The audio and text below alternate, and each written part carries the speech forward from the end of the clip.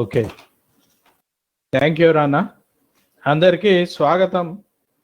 ఈరోజు సుందరయ్య విజ్ఞాన కేంద్రం తరఫున నిర్వహిస్తున్నటువంటి వెబినార్లో డాక్టర్ హేమలత గారు, సిఐటియు ఆల్ ఇండియా అధ్యక్షురాలు, ఆమె మాట్లాడతారు. సబ్జెక్ట్ ఈ లేబర్ లాస్లన్నింటినీ కోడ్గా మారుస్తున్నారు. కోడిఫికేషన్ ఆఫ్ లేబర్ లాస్, ప్రమాదాలు, ఇది సబ్జెక్టు. 44 కార్మిక చట్టాలన్నింటినీ కుదించి 4 కోడ్స్గా మార్చారు. ఈ కోడ్స్గా మార్చుతున్నప్పుడు ప్రకటించినటువంటి లక్ష్యాల్లో ప్రకటించినటువంటి అంశం ఏంటంటే పెట్టుబడులను పెంచడానికి ఇటువంటి పనులు చేస్తున్నాము అని చెప్పారు. ఒక కోడ్ని బిల్లు కూడా ఉభయ సభల ఆమోదం పొందింది. మిగతా 2 ఇప్పుడు ప్యానెల్స్ స్థాయిని, పార్లమెంటరీ ప్యానెల్స్ దాటుకొని బిల్ రూపంలో సభ ముందుకు రానున్నాయి. ఇంకో కోడ్ ప్యానెల్ స్థాయిలో ఉంది, దాని మీద డిస్కషన్ జరుగుతున్నాయి. ఈ ప్యానెల్స్ డిస్కషన్స్లో, పార్లమెంటరీ ప్యానెల్స్ డిస్కషన్స్లో మార్క్సిస్ట్ పార్టీకి సంబంధించినటువంటి వాళ్ళు, సిపిఐ, సిపిఎంకి సంబంధించినటువంటి వాళ్ళు చాలా అంశాల మీద తమ అసమ్మతి తెలియజేశారు. కానీ వాటి ఏమిటి పట్టించుకోకుండా ప్రభుత్వం ముందుకు వెళ్తుంది. ఈ బిల్లు అట్లా ఉంచి ఇప్పటికే అనేక రాష్ట్రాలు, ఉత్తరప్రదేశ్, ఇంకా కొన్ని రాష్ట్రాలు, బీజేపీ పాలిత రాష్ట్రాల్లో కార్మిక చట్టాలని పూర్తిగా నిర్వీర్యం చేస్తూ వాళ్ళు కొన్ని నిబంధనలు చేశారు, పని భారం పెంచారు. వర్కర్స్ను ఎట్లయినా హైర్ అండ్ ఫైర్ అనేటువంటి పద్ధతుల్లో అనుసరిస్తున్నారు. సో ఇటువంటివన్నీ జరుగుతున్నాయి. ఈ కోడిఫికేషన్ పూర్తయిన తర్వాత 4 బిల్స్ కోడ్స్ రూపంలో చట్టాలైన తర్వాత రాష్ట్ర ప్రభుత్వాలు కూడా వాటిని అనుసరించి నిబంధనలు తయారు చేసుకుంటాయి. ఇవన్నీ బేసిక్గా పెట్టుబడులను పెంచడానికి, కార్మికులకు ఇప్పటి వరకు ఉన్నటువంటి హక్కుల్ని, సౌకర్యాల్ని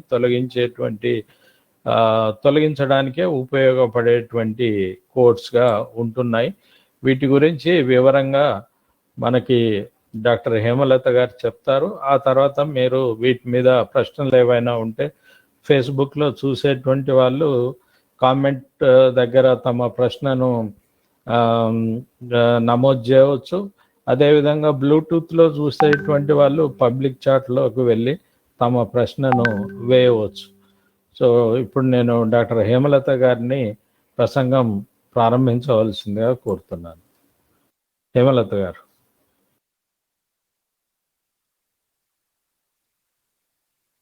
వినపడటంలే, మైక్ ఆన్ చేయండి. మైక్ ఆన్ చేయండి. మీది మైక్ ఆన్ చేయాలి. Okay okay. నమస్కారం. లేబర్ లా కోడిఫికేషను, దాని ప్రమాదాలు అనే అంశం మీద మాట్లాడమని చెప్పారు. వినయ్ కుమార్ గారు ఆల్రెడీ చెప్పున్నారు. లేబర్ లా కోడిఫికేషను 44 కేంద్ర కార్మిక చట్టాలని 4 కోడ్స్ గా జరుపుతున్నారు, మారుస్తున్నారు, కుదిస్తున్నారు అని చెప్పేసి. అలాగే దానివల్ల హైర్ అండ్ ఫైర్ అనే ప్రమాదం, అట్లాంటి అనేక ప్రమాదాలు ఉన్నాయి అని చెప్పేసి.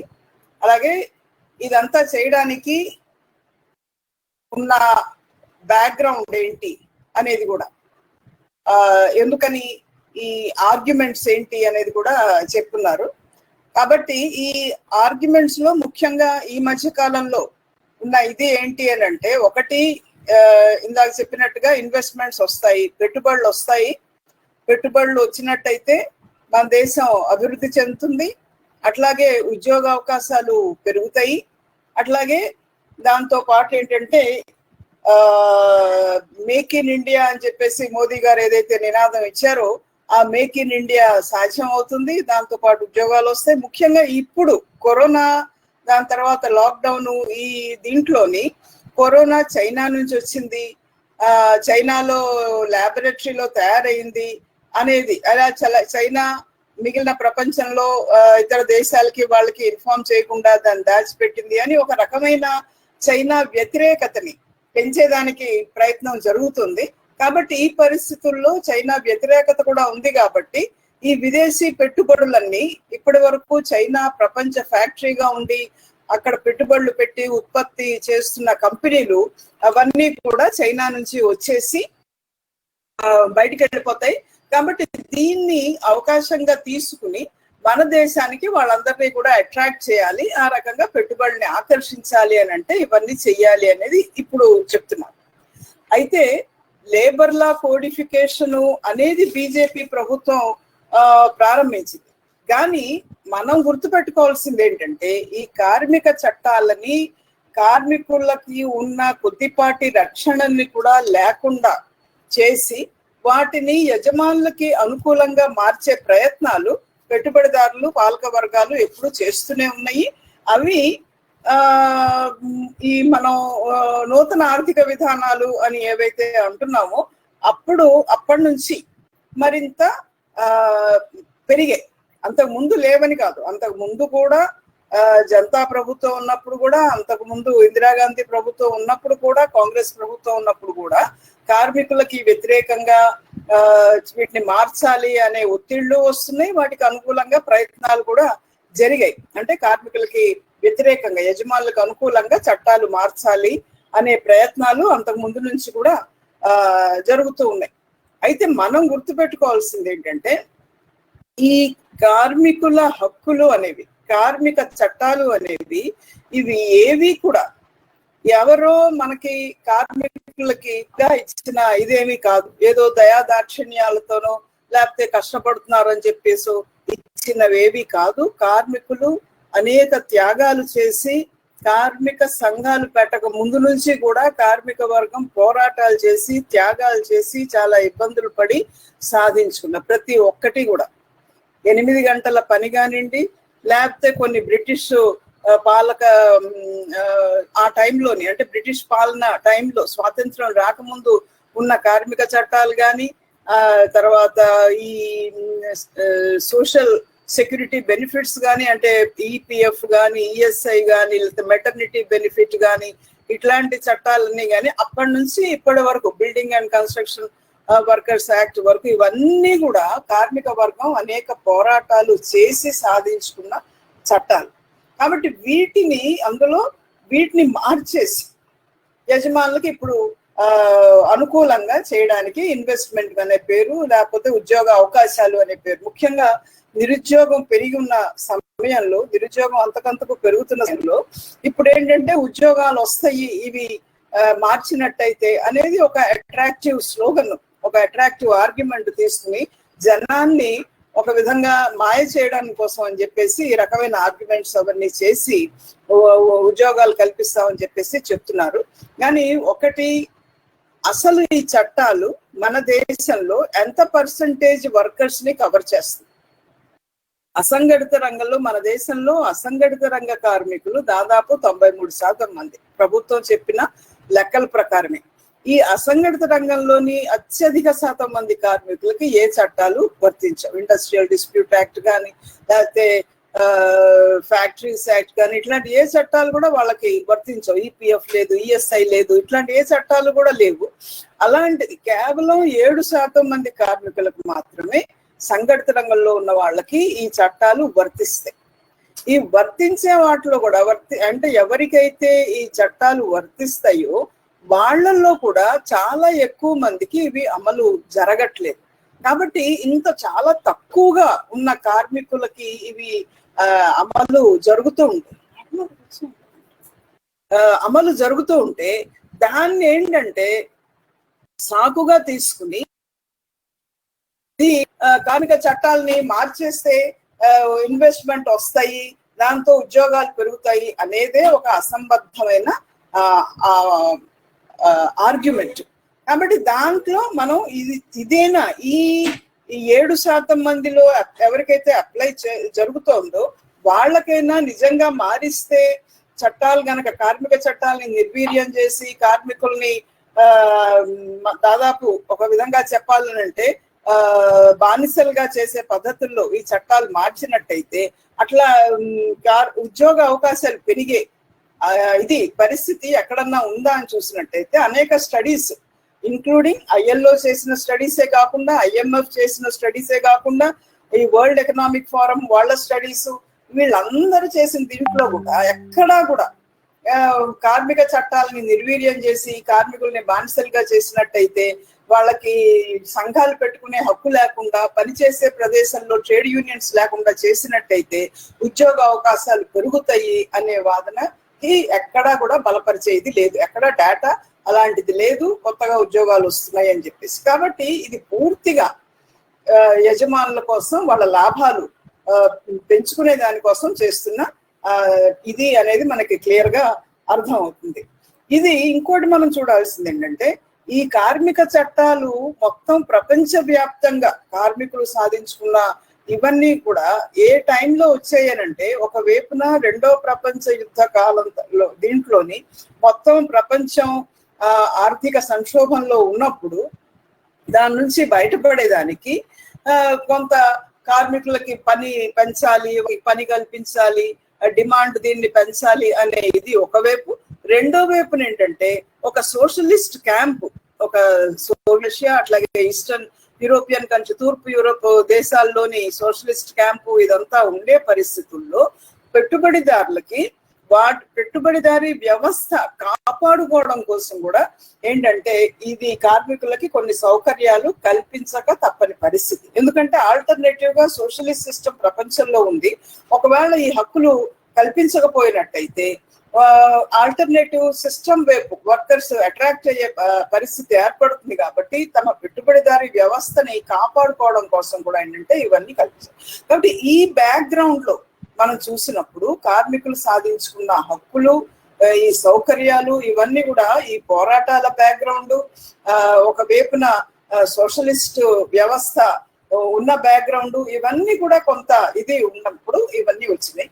ఇప్పుడు 70ల తర్వాత ప్రపంచం మళ్ళీ సంక్షోభంలోకి వెళ్ళినప్పుడు ఆ సంక్షోభం నుంచి ఇది చేయడం కోసం దీన్ని వర్కర్స్ మీద, అంటే పెట్టుబడి దారులు తమ లాభాలని కాపాడుకోవడం కోసం నెమ్మదిగా ఈ చట్టాలని, ఈ సాధించుకున్న హక్కుల్ని వాటిని నిర్వీర్యం చేసి వాళ్ళ హక్కులన్నింటినీ తగ్గించే ప్రయత్నం చేసే ఇది మొదలైంది.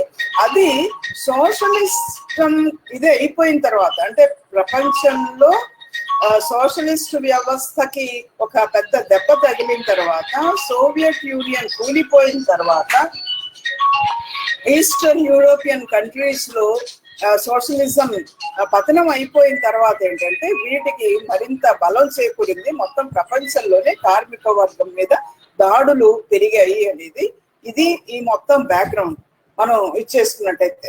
అలాగే మన దేశానికి వచ్చేటప్పటికి 91లో ఈ నూతన ఆర్థిక విధానాలు కాంగ్రెస్ ప్రభుత్వం, పివి నరసింహ గారు ప్రధానమంత్రి, మన్మోహన్ సింగ్ గారు ఉన్నప్పుడు అఫీషియల్ గా మన దేశంలో ఈ ఆర్థిక విధానాలు ప్రారంభించారు. అప్పటి నుంచి కూడా కార్మిక వర్గం మీద దాడులు చేయడానికి మరింత ఎక్కువ ప్రయత్నాలు చేస్తూనే ఉన్నారు.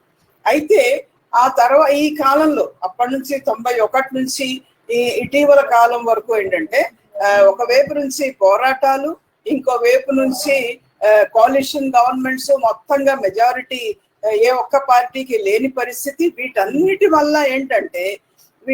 వల్ల ఏంటంటే పాలక వర్గాలు తమ చట్టాలని తమ చేయాలనుకున్న పద్ధతుల్లో మార్చలేని పరిస్థితి అనేది మనం చూసాం. అందుకని కొద్దిగా ఇంత ఫాస్ట్ గా ఆ రోజు చేయలేని పరిస్థితి ఉండింది.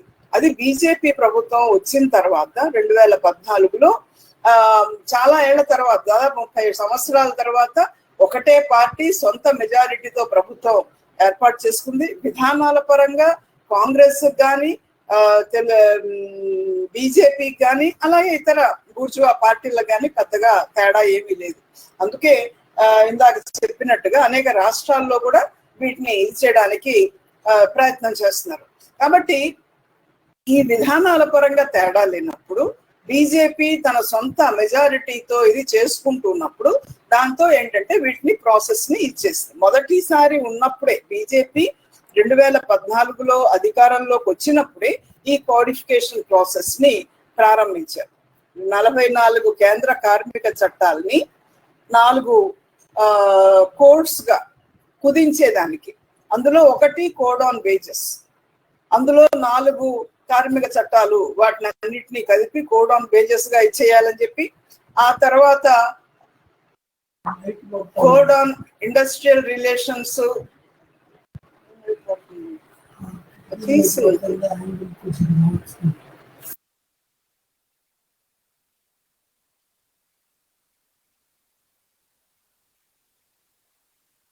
ఈ కోడిఫికేషన్ దీన్ని ఒకటి కోడ్ ఆన్ వేజెస్, రెండోది కోడ్ ఆన్ ఇండస్ట్రియల్ రిలేషన్స్ తర్వాత మూడోది కోడ్ ఆన్ సోషల్ సెక్యూరిటీ, ఆ తర్వాత ఆప్షనల్ హెల్త్ అండ్ సేఫ్టీ.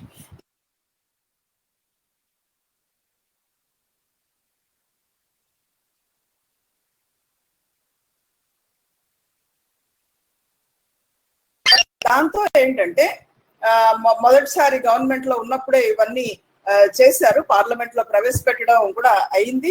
ఈ రెండోసారి అధికారంలోకి వచ్చింటాం. అయితే మొదటిసారి అధికారంలోకి వచ్చినప్పటికీ ఇవన్నీ ప్రయత్నాలు చేసినప్పటికీ నెమ్మదిగా ఏంటంటే ఎలక్షన్స్ వచ్చేటప్పటికి ఇవన్నీ కొంత ఇది చేయడం, కార్మికులు పెద్ద పెద్ద పోరాటాలు అవి చేయడం. 2015లో సమ్మె జరిగింది, 2016లో సమ్మె జరిగింది, 2019లో ఎలక్షన్స్ ముందే 2 రోజుల పాటు సమ్మె జరిగింది. కాబట్టి వీటన్నిటి కారణంగా ఏంటంటే కొంతవరకు ఇదైంది. అయితే ప్రభుత్వం మళ్ళీ రెండోసారి అధికారంలోకి రాగానే బీజేపీ ప్రభుత్వం 2019లో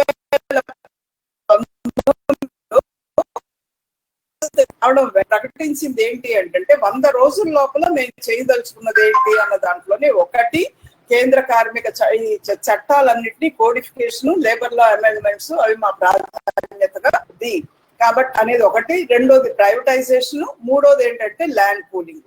అంటే మొత్తం భూమి విధానాల్లోని మార్చటం, కార్మిక చట్టాలన్నింటినీ సవరించటం, అంటే కార్మికులకి ప్రయోజనాలకి వ్యతిరేకంగా. కార్మిక చట్టాలని సవరిస్తే మనకు అభ్యంతరం ఉండాల్సిన అవసరం ఏం లేదు. కార్మిక చట్టాలని కార్మికులకు అనుకూలంగా లేదా మరింత ఎక్కువ మంది కార్మికులని ఈ చట్టాల్లో కవర్ చేసే పద్ధతుల్లో, మరిన్ని ఎక్కువ బెనిఫిట్స్ ఇచ్చే పద్ధతుల్లో ఉంటే మనకు అభ్యంతరం ఉండాల్సిన అవసరం ఏం లేదు.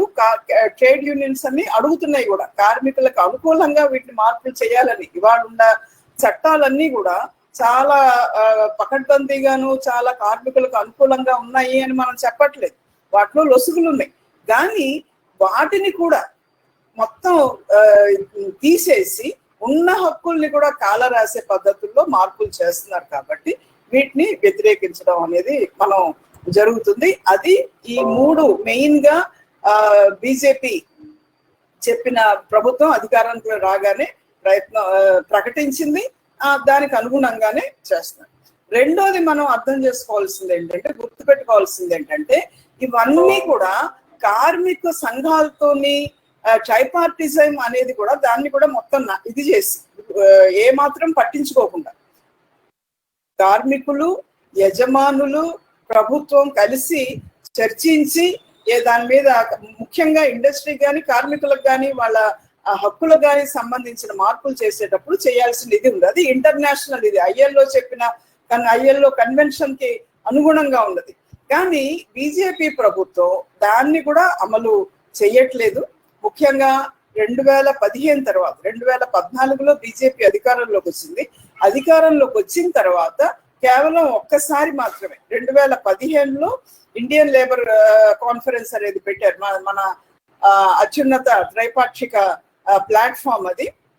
దాన్ని కేవలం 2015లో పెట్టారు. ఆ తర్వాత ఇప్పటి వరకు కూడా ప్రతి సంవత్సరం జరగాల్సింది ఇప్పటి వరకు కూడా చేయలేదు. అలాగే ఈ కోడిఫికేషన్ ఏం చెప్తున్నారంటే మేము అందరినీ సంప్రదించి చేస్తున్నాం అని చెప్పేసి చెప్తున్నారు. కానీ వాస్తవం ఏంటి, ఈ ప్రతి మీటింగ్ లోను కార్మిక సంఘాలన్నీ కూడా తమ వ్యతిరేకతని వ్యక్తం చేస్తున్నాయి. దీంట్లోని పాయింట్ బై పాయింట్ దానికి వాళ్ళ అభ్యంతరాలు దేనికి అనేది క్లాజ్ బై క్లాజ్ ఇచ్చారు ఈ డ్రాఫ్ట్స్ దీంట్లోకి వచ్చినప్పుడు. అట్లాగే ప్రధానమంత్రి కానీ, ఫైనాన్స్ మినిస్టర్ కానీ, లేబర్ మినిస్టర్ కానీ అనేక ఇవి రాశారు.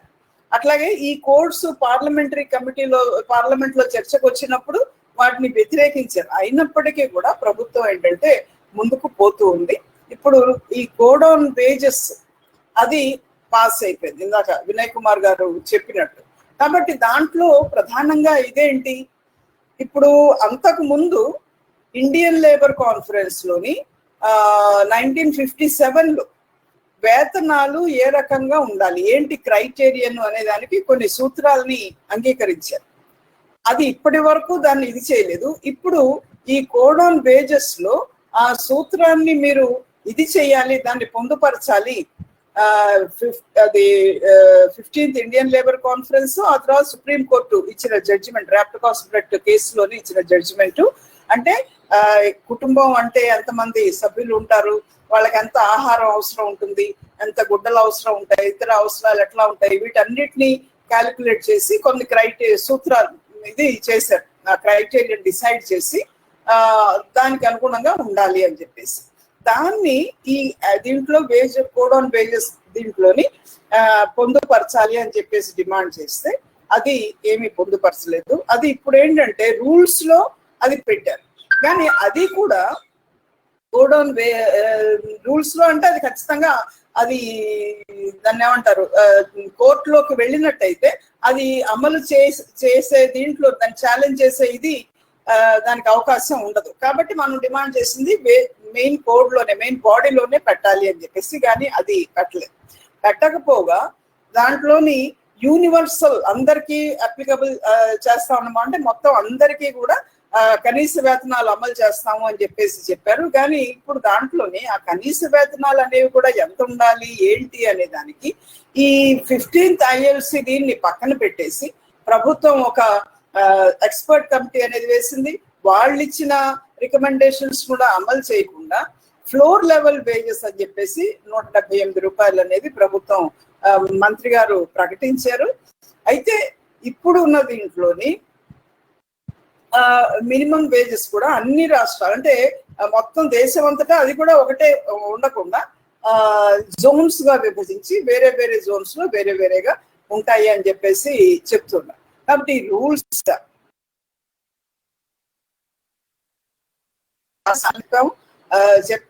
ట్రేడ్ యూనియన్స్ అన్ని చెప్పాయి. అట్లాగే CITU సెక్రటరీ మన ఎలమారం కరీం గారు, అంతకుముందు తపన్ సేన్ గారు రాజ్యసభలో ఉన్నప్పుడు ఆయన రైజ్ చేశారు. CITU ప్రధాన కార్యదర్శి, అట్లాగే ఎలమారం కరీం CITU సెక్రటరీ, అట్లాగే పార్టీ కేంద్ర కమిటీ సభ్యులు, CPIM పార్టీ కేంద్ర కమిటీ సభ్యులు. ఆయన కూడా లేబర్ స్టాండింగ్ కమిటీలో తన దీన్ని రిజర్వేషన్స్ ఇచ్చేశారు, దాని అబ్జెక్షన్ ని ఇది కూడా నమోదు చేశారు.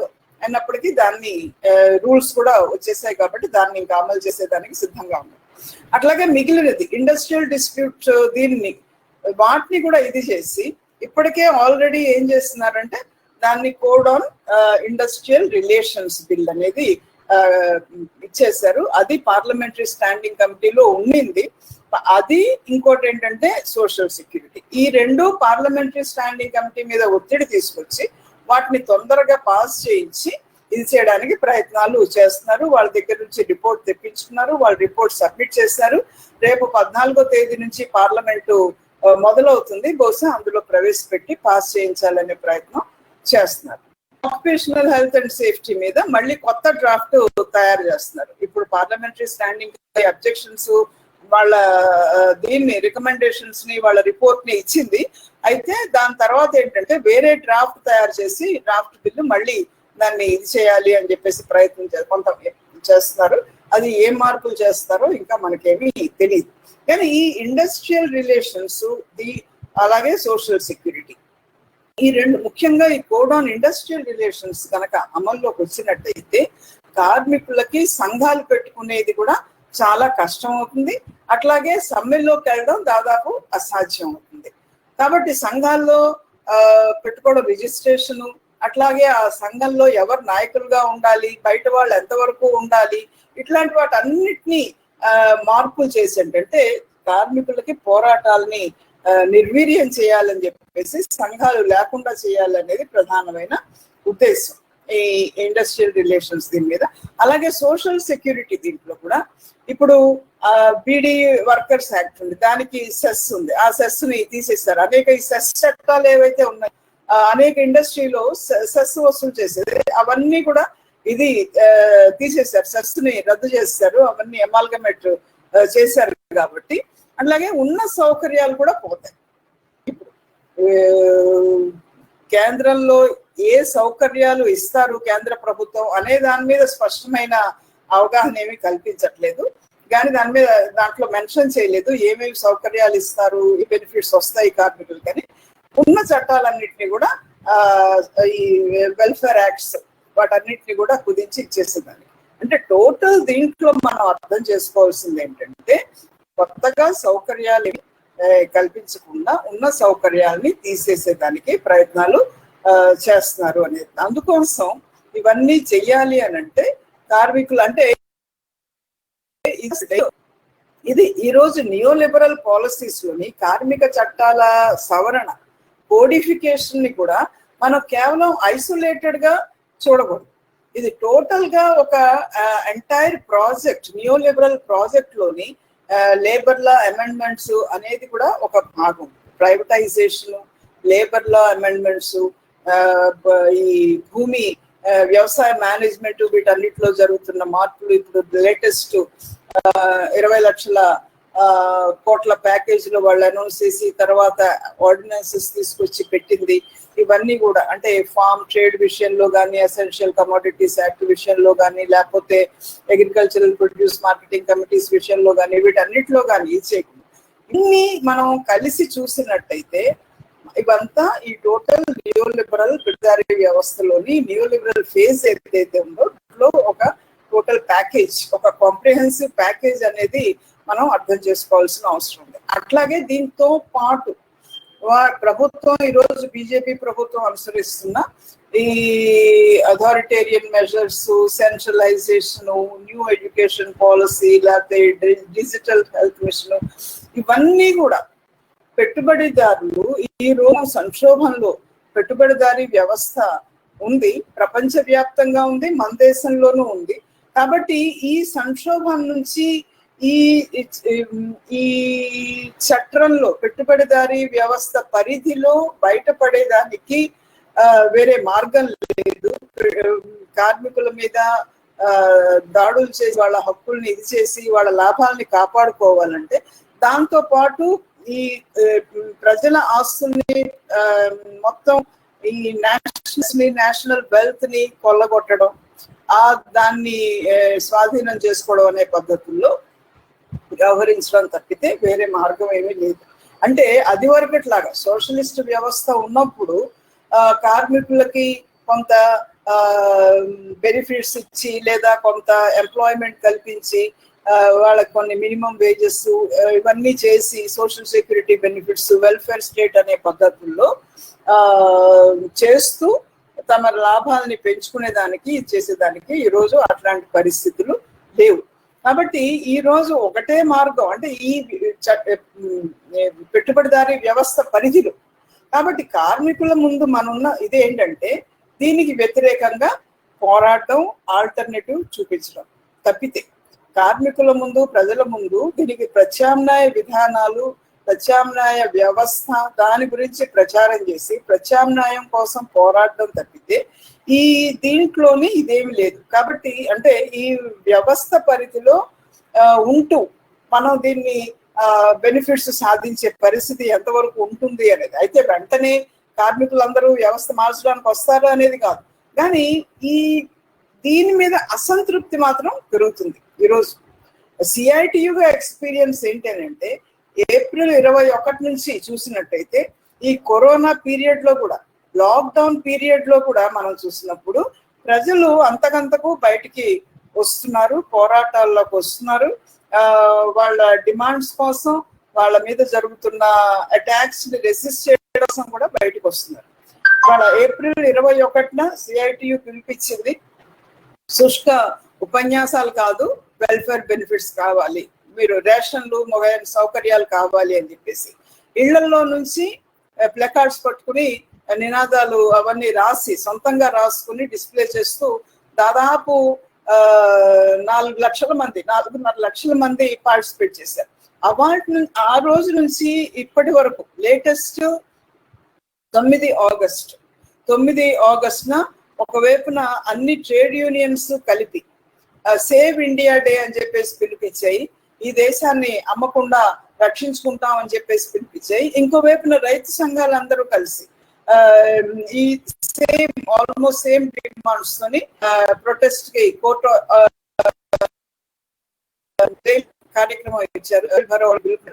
అట్లాగే సిఐటియు అటు జాయింట్ ట్రేడ్ యూనియన్ మూవ్మెంట్ లో ఉంది, ఇటు కిసాన్ సభ అగ్రికల్చరల్ వర్కర్స్ యూనియన్ తో కూడా ఉండి ఈ కార్యక్రమాల్లో పాల్గొంది. దీంట్లో చూసేటప్పటికి దాదాపు 20-30 లక్షల మంది పైన దీంట్లో పాల్గొన్నారు. ఇందులో కేవలం అసంఘటిత రంగ కార్మికులే కాదు, ఇళ్ల దగ్గర నుంచి పార్టిసిపేట్ చేయటమే కాదు, ఆఫీసుల ముందు, ఇళ్లల్లో, గ్రామాల్లో, పట్టణాల్లో, యూనియన్ ఆఫీసుల దగ్గర ప్రదర్శనలు చేస్తూ కూడా పాల్గొన్నారు. కేవలం ప్లకార్డ్స్ పట్టుకొని నిలబడటం కాకుండా ప్రదర్శనలు, ధర్నాలు ఇలాంటివి జరుగుతున్నాయి. అలాగే కొన్ని ప్రైవేట్ సంస్థల్లో కూడా జీతాల కోత మీద, అట్లాగే రిట్రెంచ్మెంట్స్ మీద, వీటికి వ్యతిరేకంగా పోరాటాలు చేస్తున్నారు. స్ట్రైకుల్లోకి వెళ్ళారు. 2 గంటల స్ట్రైకు, వారం రోజుల స్ట్రైకు తెలంగాణలో ఎక్స్పీరియన్స్ ఉంది రైస్ మిల్ వర్కర్స్, అట్లాగే ఇతరులు. మధ్యప్రదేశ్ అంత బలమైన ఏదర్ పార్టీగా కానీ లేదా ట్రేడ్ యూనియన్ మూవ్మెంట్ గా కానీ బలమైన రాష్ట్రం ఏమి కాదు, కానీ అక్కడ కూడా సిమెంట్ కార్మికులు వాళ్ళు సమ్మె చేసి వాళ్ళ వేతనాల్లో జరుగుతున్న కోతల్ని నిలుపుదల చేశారు. ఇప్పుడు ఐటీ ఎంప్లాయీస్ కూడా వాళ్ళకి రిట్రెంచ్మెంట్స్ కి వ్యతిరేకంగా ఏకమయ్యే పరిస్థితి కనిపిస్తుంది. అనేక చోట్ల సిఐటియుకు అనుబంధంగా ఉన్న all India ITS employees union వాళ్ళ కాంటాక్ట్స్ వస్తున్నారు, వాళ్ళని కాంటాక్ట్ చేస్తున్నారు, రిట్రెంచ్మెంట్స్ చేస్తున్నారు, పింక్ స్లిప్స్ ఇస్తున్నారు, లేకపోతే వేతనాల్లో కోత విధిస్తున్నారు. వీటికి వ్యతిరేకంగా అదివరకు మేము ఉద్యోగులమే కాదు అని అనుకుంటున్న వాళ్ళు ఈ రోజు ఉద్యోగులుగా వాళ్ళ హక్కుల్ని కాపాడుకునే దానికి ఒక సంఘం అవసరాన్ని గుర్తించారు. సంఘాన్ని అప్రోచ్ అయ్యే పరిస్థితి ఉంది, డిస్ప్యూట్స్ రైజ్ చేస్తారు. ఈ రకంగా ఆందోళనలో వాళ్ళు కూడా పార్టిసిపేట్ చేసిన పరిస్థితి. అంటే అనేక సెక్షన్స్. కోల్ వర్కర్స్ 3 రోజుల్లో బ్రహ్మాండమైన సమ్మె చేశారు. డిఫెన్స్ ఎంప్లాయీస్ ఇప్పుడు అక్టోబర్ 12 నుంచి డిఫెన్స్ కార్పొరేటైజేషన్ వ్యతిరేకంగా సమ్మెలోకి వెళ్తామని చెప్పేసి పిలిపించారు. కాబట్టి ఒక రకమైన వాతావరణం ఈ రోజు కనిపిస్తుంది, ప్రజల్లో అసంతృప్తి ఇవన్నీ కనిపిస్తుంది, పోరాటాల్లోకి వచ్చే పరిస్థితి ఉంది. కాబట్టి ఈ పోరాటాలు వచ్చినప్పుడు వర్కర్స్ కేవలం కోడిఫికేషన్ కి వ్యతిరేకంగా పోరాటం చేస్తాం, లేదా మా చట్టాల అమలు కోసం పోరాటం చేస్తాము, లేదా ఇతర దీంట్లోని ప్రైవేటైజేషన్ కి, పబ్లిక్ సెక్టర్ లో ఉన్న వాళ్ళు ప్రైవేటైజేషన్ కి వ్యతిరేకంగా పోరాటం చేస్తాం, లేదా ఉద్యోగులు రైల్వే ప్రైవేటైజేషన్ కి వ్యతిరేకంగా పోరాటం చేస్తాం, డిఫెన్స్ ఉద్యోగులు డిఫెన్స్ ప్రైవేటైజేషన్ కి వ్యతిరేకంగా పోరాటం చేస్తాం అనేది కాకుండా ఈ రోజు మనం అర్థం చేసుకోవాల్సింది ఏంటంటే ఈ లేబర్ లా కోడిఫికేషన్ అనేది అది దాని పర్యవసానం మొత్తం కార్మికుల్ని బానిసలుగా చేయడం, దాని లక్ష్యం కార్మికుల్ని బానిసలుగా చేయడం. దాని ఇది ఏంటి అని అంటే కార్మికులు సాధించుకున్న హక్కుల్ని ఇది చేయడం. ఎందుకని అంటే కార్మిక వర్గం పోరాటంలో ముందుంటుంది కాబట్టి ముందు కార్మికుల్ని నిర్వీర్యం చేసినట్టయితే, కార్మిక సంఘాలను నిర్వీర్యం చేసినట్టయితే ఈ పోరాటాలు బలహీనపడతాయి. అలాగే మనం బీజేపీ గవర్నమెంట్ లో ఉన్న ఇంకొక ఇది కూడా ఈ మొత్తం కాంప్రిహెన్సివ్ ప్యాకేజ్ లోని ఒక భాగంగా చూడాల్సిన అవసరం ఉంది. అదేంటంటే జనాన్ని చీల్చేది. ఇది నియోలిబరల్. దీంట్లో మన దేశంలో బీజేపీ ప్రభుత్వం మతం పేరు మీద, లేకపోతే కులం పేరు మీద, లేకపోతే ప్రాంతం పేరు మీద ఇట్లా చీల్చే ప్రయత్నం చేస్తుంది. ఇది మొత్తం ప్రపంచంలో ఇతర దేశాల్లో జాతి పేరు మీద, లేకపోతే మైగ్రెంట్ వర్కర్స్ ఇతర దేశాల నుంచి వచ్చిన వాళ్ళు అనే పేరు మీద ఈ రకంగా అక్కడ కూడా అటాక్స్ జరుగుతున్నాయి. మనం అమెరికాలో చూస్తున్నాం, నల్లవాళ్ళ మీద ఎట్లాగా దాడులు జరుగుతున్నాయి, చంపేస్తున్నారు, అది మరింత ఎక్కువగా అయింది. అట్లాగే ఈ ఆటోక్రటిక్ టెండెన్సీస్, అథారిటేరియన్ టెండెన్సీస్ ఇవన్నీ కూడా పెంచేదానికి ప్రయత్నం చేస్తున్నారు. అవన్నీ ఎంకరేజ్ చేస్తున్నారు మీడియాలో కానివ్వండి, లేకపోతే ఇతర దీంట్లో కానివ్వండి, కార్పొరేట్ మీడియా దాన్ని ఎంకరేజ్ చేస్తుంది. కాబట్టి ఇవంతా కూడా ఈ టోటల్ దీంట్లో పెట్టుబడిదారీ వ్యవస్థలో తమ లాభాలని పెంచుకునేదానికి చేస్తున్న ఒక డెస్పరేట్ అటెంప్ట్ గా మనం చూడాల్సిన అవసరం ఉంది. దానికి వ్యతిరేకంగా పోరాటాలని మరింత పెంచాల్సిన అవసరం కూడా ఉంది. అది చేయడానికి ఈ రోజు పరిస్థితులు కూడా ఉన్నాయి, జనం కూడా సిద్ధంగా ఉన్నారు. అయితే కరెక్ట్ ఆల్టర్నేటివ్ పాలసీస్ చూపించారు. ఈరోజు పార్టీగా ఆల్టర్నేటివ్ పాలసీస్ చూపించారు. సిపిఐఎం ఆల్టర్నేటివ్ పాలసీస్ డాక్యుమెంట్ విడుదల చేసింది, ప్రభుత్వానికి ఇచ్చింది. దాన్ని మరింత ఎక్కువగా జనంలోకి తీసుకెళ్లి ఈ విధానాలకి ప్రత్యామ్నాయ విధానాలు ఉన్నాయి. ఈ అటాక్స్ కార్పొరేట్ ఈ లేబర్ లా అమెండ్మెంట్స్ వల్ల ఇన్వెస్ట్మెంట్ వచ్చే పరిస్థితి లేదు. ఈ రోజు మనం వాస్తవాలు చూసుకున్నా కూడా ఇన్వెస్ట్మెంట్ ఎక్కడి నుంచి వస్తున్నది?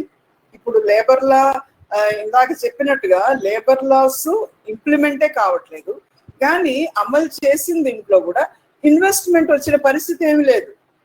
గత అనేక సంవత్సరాలుగా చూస్తే ఇన్వెస్ట్మెంట్ పెరుగుతున్న పరిస్థితి లేదు.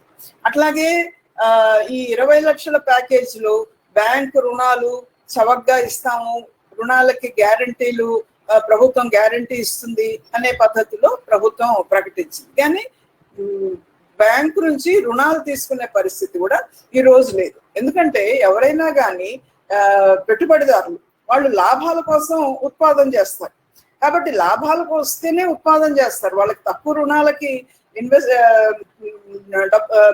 పెట్టుబడి వస్తుంది అనేది వచ్చినంత మాత్రాన ఇన్వెస్ట్ చేయరు. ఎందుకంటే చేసిన సరుకులు అమ్మితేనే వాళ్ళకి లాభాలు వస్తాయి. ఈ రోజు ప్రజల దగ్గర కొనుగోలు శక్తి లేనప్పుడు, నిరుద్యోగం విపరీతంగా ఉన్నప్పుడు 2019లో 45 సంవత్సరాలలో గత 40 సంవత్సరాల్లో లేనంత ఎక్కువగా నిరుద్యోగం రేటు ఉంది అని చెప్పేసి చెప్పారు. ఆ తర్వాత ఈ లాక్డౌన్ పీరియడ్ లో మరింత దిగజారింది. ఇప్పుడు కొత్తగా వచ్చినప్పటికీ కూడా ఇప్పటికీ కూడా మొత్తం ఉద్యోగాలన్నీ పుంజుకోలేదు. ముఖ్యంగా శాలరీడ్ ఈ నెల జీతాలు తీసుకునే వాళ్ళు శాలరీడ్ ఎంప్లాయీస్ లో ఎక్కువగా ఈ నిరుద్యోగం అది కనిపిస్తుంది, ఉద్యోగాలు పోవడం అనేది కనిపిస్తుంది. కాబట్టి అలాంటి ఉద్యోగాలు మళ్ళీ రావడం కూడా కష్టం. అసంఘటిత రంగంలో కొత్త గొప్ప ఉద్యోగాలు వస్తున్నాయంటే ఎట్లాంటి ఉద్యోగాలు వస్తున్నాయి? సంఘటిత రంగంలో కూడా ఎలాంటి ఉద్యోగాలు వస్తున్నాయి? వచ్చిన కొత్త గొప్ప కూడా కాంట్రాక్ట్ వర్కర్స్, అవుట్ సోర్స్డ్, లేకపోతే టెంపరీ ఎంప్లాయీస్, లేకపోతే ట్రైనీస్, అప్రెంటిసెస్, ఈ పద్ధతుల్లో లేదా చిన్న చిన్న పనులు చేసుకునేవాళ్ళు. అంటే ఏ రకమైన కనీస వేతనాలు లేకుండా, ఏ రకమైన చట్టాలు లేకుండా, ఏ రకమైన సోషల్ సెక్యూరిటీ లేకుండా ఉండే టైప్ ఆఫ్ పనులు కొత్త గొప్ప వస్తున్నాయి తప్పితే మిగిలిన పర్మనెంట్ ఉద్యోగాలు అసలు లేనే లేవు. ఈ కాలంలో శాలరీడ్ ఎంప్లాయ్మెంట్ అనేది బాగా తగ్గిపోయింది కూడా మనం చూస్తున్నాం. కాబట్టి ఇది కేవలం లేబర్ కార్మిక చట్టాలు సవరించినంత మాత్రాన పెట్టుబడులు రావు, కార్మికులని హక్కులు లేకుండా బానిసలుగా చేసినంత మాత్రాన పెట్టుబడులు రావు, ఉద్యోగాలు రావు. ఇవి కేవలం బూటకపు మాటలు. ఇది ఈ న్యూ లిబరల్ పాలసీస్ లో ఒక భాగం. దాన్ని అమలు చేయడానికి ప్రభుత్వం దీంతో పాటు ఇంకా రకరకాల ఇవన్నీ చేస్తుంది. ప్రజల్ని చీల్చేదానికి అథారిటేరియన్ టెండెన్సీస్, నియంతృత్వ పోకళ్ళు ఇచ్చేయడం కానీ, అట్లాగే ఈ ఇతర సెంట్రలైజేషన్ కానీ, ఇవన్నీ కూడా కేంద్రీకరణ, ఇవన్నీ చేసి తన హక్కులు తన గుప్పెట్లో అధికారాలన్నీ పెట్టుకుని మొత్తం మన దేశంలో ఉండే కాన్స్టిట్యూషనల్ రైట్స్ మీద, డెమోక్రటిక్ రైట్స్, ఇవన్నీ కూడా ఇందులోనే ఒక భాగం. ఏంటంటే పెట్టుబడిదారులు తమ లాభాలని రక్షించుకునేదానికి చేస్తున్న డెస్పరేట్ ఎఫర్ట్స్. దాన్ని ఇచ్చేయడానికి మనం అందరం కార్మిక వర్గంగా పెద్ద పోరాటాలు చేయాల్సిన అవసరం ఉంది, ఆల్టర్నేటివ్ చూపించాల్సిన ఉంది. ఇందాక చెప్పినట్టుగా బాగా ఆల్టర్నేటివ్స్ మనం ప్రెజెంట్ చేసాం. అట్లాగే ట్రేడ్ యూనియన్స్ గా వర్కర్స్ చార్టర్స్ అని చెప్పేసి 2019 మార్చిలోనే అడాప్ట్ చేసాయి. అన్ని ట్రేడ్ యూనియన్స్ కలిపి అడాప్ట్ చేసాయి. దాన్ని కింది వరకు తీసుకెళ్లి ప్రజల్లో మనం ప్రచారం చేసినట్టయితే, చేసి మొబిలైజ్ చేసి స్ట్రగుల్స్ చేసినట్టయితే మనం ఖచ్చితంగా ఈ లేబర్ కోడిఫికేషన్ ని కూడా తిప్పి కొట్టగలుగుతాం. కోడిఫికేషన్ అంటే కోడిఫికేషన్ చట్టాలు చెయ్యొచ్చు, కానీ మన ప్రజల ఐక్యత, కార్మికుల ఐక్యత ఉన్నప్పుడు ఈ సిఐటియు ఇచ్చిన పిలుపు ఏంటంటే డిఫైన్స్ అండ్ రెసిస్టెన్స్.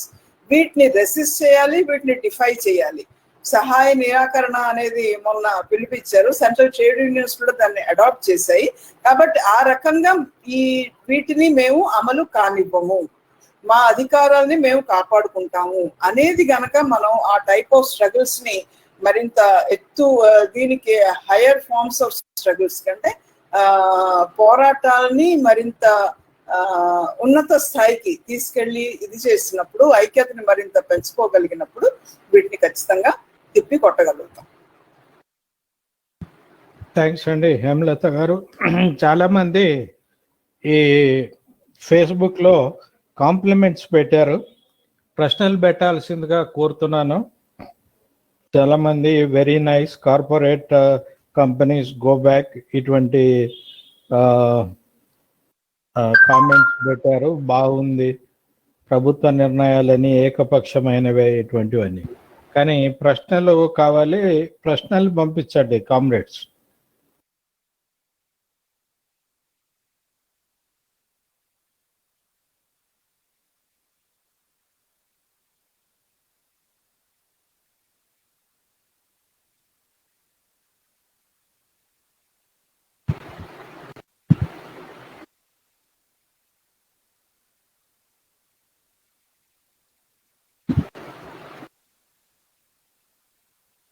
ఈ రాష్ట్ర ప్రభుత్వాలు ఏవైనా రెసిస్ట్ చేసేటువంటి సూచనలు కనిపిస్తున్నాయండి? రాష్ట్ర ప్రభుత్వాలు రెసిస్ట్ ఏమి చేయట్లేదు. రెసిస్ట్ చేయకపోగా అనేక రాష్ట్ర ప్రభుత్వాలు వాటినే ఇంప్లిమెంట్ చేస్తున్నాయి. ఇప్పుడు ఒకటి లాస్ట్ టైం ఉన్నప్పుడు కూడా బీజేపీ ప్రభుత్వం, కేంద్ర ప్రభుత్వం ఈ లేబర్ లా అమెండ్మెంట్ అఫీషియల్ గా సెంట్రల్ గవర్నమెంట్ నుంచి చేయకపోయినప్పటికీ వాటి బీజేపీ అధికారంలో ఉన్న రాష్ట్రాల్ని ఎంకరేజ్ చేసి ఆ రాష్ట్ర ప్రభుత్వాలు మార్చాయి. ఎందుకంటే సబ్జెక్టు అలాగే సెంట్రల్ సబ్జెక్ట్ కొన్ని స్టేట్ చేస్తుంది కాబట్టి. Rajasthan government, Madhya Pradesh government, Gujarat government ఇవన్నీ కూడా చేశాయి. ఆ తర్వాత కేంద్రం రాష్ట్ర ప్రభుత్వాలకి ఒక ఇది పంపించింది, రాజస్థాన్ గవర్నమెంట్ మోడల్లో మీరు కూడా చట్టాలని మార్చండి అని చెప్పేసి.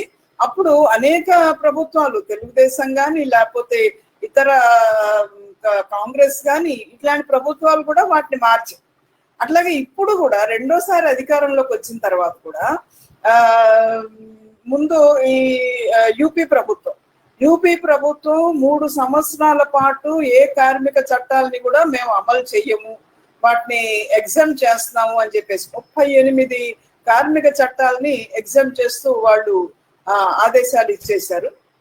అట్లాగే మధ్యప్రదేశ్ ప్రభుత్వం 1000 రోజుల వరకు మేము ఏ కార్మిక చట్టాలని అంటే ఇంప్లిమెంట్ చేయకుండా ఎగ్జామ్షన్ ఇచ్చారు. గుజరాత్ ప్రభుత్వం 1200 రోజుల పాటు ఎగ్జామ్షన్ ఇచ్చింది. అంటే ఇవి బీజేపీ ప్రభుత్వాలు. అలాగే మిగిలిన అలాగే Assam government, Karnataka government, BJP గవర్నమెంట్సే కాకుండా మొత్తం 13 రాష్ట్రాలు కాంగ్రెస్ అధికారంలో ఉన్న రాజస్థాన్, పంజాబ్ తో సహా 13 రాష్ట్రాలు ఏంటంటే పని గంటల్ని పెంచుతూ ఆర్డినెన్స్లు ఇచ్చారు. అంటే 12 గంటలు పని చేస్తూ 8 గంటల నుంచి 12 గంటలు పనిని పెంచుతూ చేశారు. అట్లాగే ఫిక్స్డ్ టర్మ్ ఎంప్లాయ్మెంట్ కూడా కొన్ని రాష్ట్రాలు, త్రిపుర కానీ అస్సాం కానీ ఇట్లాంటివన్నీ చేశారు. హర్యానా ప్రభుత్వం ఈ కొత్తగా వచ్చే ఉద్యోగులకి కార్మిక చట్టాలు వర్తించవు, పాత వాళ్ళకి వర్తిస్తాయి కానీ కొత్త వాళ్ళకి వర్తించవు అని చెప్తూ వాళ్ళు ఆర్డినెన్స్ జారీ చేశారు. కాబట్టి ఈ రకంగా ఏ ఇది ఉన్నా కూడా ఇందాక నేను చెప్పినట్టు ఒక్క కేరళ తప్ప కేవలం వామపక్ష పార్టీలు అధికారంలో ఉన్న కేరళ ఎల్డిఎఫ్ ప్రభుత్వం మాత్రమే స్పష్టంగా కార్మిక చట్టాలని కార్మికులకు వ్యతిరేకంగా మేము మార్చము ప్రకటించింది తప్ప మిగిలిన అన్ని రాష్ట్రాల్లో కూడా ఇవి చేస్తూనే ఉన్నారు. అట్లాగే బీజేపీ ప్రభుత్వం మినిస్టర్ గారు చెప్పేది ఏంటంటే మేమేం చేయలేదు అని చెప్పేసి, కానీ అక్కడి నుంచి కార్యదర్శి, లేబర్ మినిస్ట్రీ కార్యదర్శి స్పష్టంగా అన్ని రాష్ట్రాలకి కూడా ఉత్తరం రాశారు. మీరు కూడా ఏంటంటే పని గంటలు పెంచడం, అట్లాగే ఇండస్ట్రియల్ డిస్ప్యూట్ యాక్ట్ ని, ఇప్పటికీ ఇండస్ట్రియల్ డిస్ప్యూట్ యాక్ట్ అమల్లో ఉంది, దాంట్లో ఆ థ్రెషోల్డ్ లెవెల్ 100 నుంచి 300కి పెంచడం చెయ్యండి అని చెప్పేసి రాశాడు. అట్లాగే ఇప్పుడు అనేక రాష్ట్రాల్లో కాంట్రాక్ట్ వర్కర్స్ చట్టం ఉంది. ఇదేంటంటే ఇప్పటి వరకు 20 మంది కాంట్రాక్ట్ వర్కర్స్ ఉంటే ఆ చట్టం వర్తించాలి. ఇప్పుడు దాన్ని 50కి పెంచారు. ఈ రకమైన మార్పులు అనేక రాష్ట్రాల్లో చేస్తున్నారు. ఒక్క కేరళ తప్ప ఏ రాష్ట్రంలో కూడా దీన్ని వ్యతిరేకించే పరిస్థితి లేదు. ఒక ప్రశ్న వచ్చిందండి, what about other trade unions for fight against these policies? Kamesh Babu. అన్ని ట్రేడ్ యూనియన్స్ ఇప్పుడు నేను ఇందాక చెప్పినట్టు జాయింట్ ట్రేడ్ యూనియన్ ప్లాట్ఫామ్ నుంచి పోరాటాలు జరుగుతున్నాయి. జాయింట్ ట్రేడ్ యూనియన్ ప్లాట్ఫామ్ లో ఐఎన్టీయూసీ ఉంది, హెచ్ఎంఎస్ ఉంది, అలాగే సిఐటియు, ఏఐటిసితో సహా మొత్తం 10 trade unions joint trade union platform లో ఉంది. బిఎంఎస్ తప్ప మిగిలిన అందరూ ఉన్నారు. అందరిది ఇదే స్టాండ్. అందరూ కూడా ఈ కోడిఫికేషన్ కి వ్యతిరేకంగా పోట్లాడుతున్నారు. అట్లాగే ఈ కార్మిక చట్టాలు రాష్ట్రాల్లో పెంచిన దానికి వ్యతిరేకంగా పోరాడుతున్నారు, మార్చిన దానికి వ్యతిరేకంగా, 12 గంటలకు పనికి వ్యతిరేకంగా. ఇందులో మొత్తం అన్ని కార్మిక చట్టాల్లో యునానిమిటీ ఉంది. మొన్న కోల్ దీంట్లో జరిగిన దాంట్లో కూడా మొత్తం అన్ని కార్మిక సంఘాలు పార్టిసిపేట్ చేస్తున్నారు. రేపు డిఫెన్స్ లో కూడా అందరూ కలిసే సమ్మెకి పిలిపించారు. ఇంకో ప్రశ్న, ఈశ్వర్రావు కొప్పిశెట్టి, విద్యుత్ సవరణ బిల్లు 2020 కోసం చెప్పగలరు? ఈ పార్లమెంట్ సమావేశాల్లో పెట్టే అవకాశం ఉందా? పెట్టాలని ప్రయత్నం చేస్తున్నారు వాళ్ళు. మొత్తం ఇప్పుడు railway privatisation, electricity privatisation priorities గా తీసుకుని పెట్టడానికి ప్రయత్నం చేస్తున్నారు. మనం గుర్తుంచుకోవాల్సింది ఏంటంటే ఈ రెండు కూడా ముఖ్యంగా అసలు ప్రైవేటీకరణ అనేది కేవలం కార్మిక సంఘాల సమస్య మాత్రమే కాదు. ప్రైవేటీకరణ అనేది మొత్తం ప్రజల సమస్య, దేశ సమస్య. అయితే ముఖ్యంగా ఇది మొత్తం ప్రజలందరి దైనందిక జీవితాలు ప్రభుత్వ రంగ పరిశ్రమలు ప్రైవేట్ పరం చేస్తే కొంత సెక్షన్స్ కి దాని మీద ఇంపాక్ట్ ఉంటుంది తప్పితే అందరి మీద ఉండకపోవచ్చు డైరెక్ట్ గా. కానీ ఎలక్ట్రిసిటీ మొత్తం అందరూ ప్రజలు వాడతారు, అట్లాగే రైతులు వాడతారు, ఈ ఇండస్ట్రీస్ వాడతాయి, అందరూ వాడతారు. కాబట్టి దీని ప్రభావం అనేది, దాని రేట్లు కానీ పెరగడం కానీ ఇట్లాంటి ప్రభావం అనేది చాలా ఎక్కువగా ఉంటుంది. కాబట్టి ఈ ఆల్రెడీ ఎలక్ట్రిసిటీ ఎంప్లాయీస్ ఫెడరేషను, అట్లాగే వాళ్ళ కోఆర్డినేషన్ కమిటీ, అనేక కార్మిక సంఘాలతో కలిసి, ఇంజనీర్స్ తో కలిసి ఉన్న కోఆర్డినేషన్ కమిటీ వాళ్ళు పోరాడుతున్నారు. ఈ దీంట్లో కేంద్ర కార్మిక సంఘాల దీంట్లో వచ్చింది. అలాగే సిఐటియు అభిప్రాయం కూడా ఏంటంటే రాబోయే రోజుల్లో ఎలక్ట్రిసిటీ ప్రైవేటైజేషన్ మీద ప్రజలందరినీ కలుపుకొని పెద్ద ఉద్యమం నిర్మించాల్సిన అవసరం ఉంది. ఎలక్ట్రిసిటీ రేట్లు పెంచినప్పుడు ఎట్లాగైతే ఉమ్మడి ఆంధ్రప్రదేశ్ లో పెద్ద పోరాటం చేశామో ఆ రకమైన పోరాటాన్ని దేశం మొత్తం మీద చేయాల్సిన అవసరం ఉంది అనేది ఒకటి. అలాగే రైల్వే ప్రైవేటైజేషన్ కూడా ఇది మొత్తం మన రైల్వే స్టేషన్ల దగ్గర నుంచి, రైల్వే ప్రొడక్షన్ యూనిట్స్ దగ్గర నుంచి, రైల్వే ట్రాక్స్ దగ్గర నుంచి, రైళ్లు నడిపే దగ్గర నుంచి మొత్తం అంతా కూడా ప్రైవేట్ పరం చేస్తున్నారు.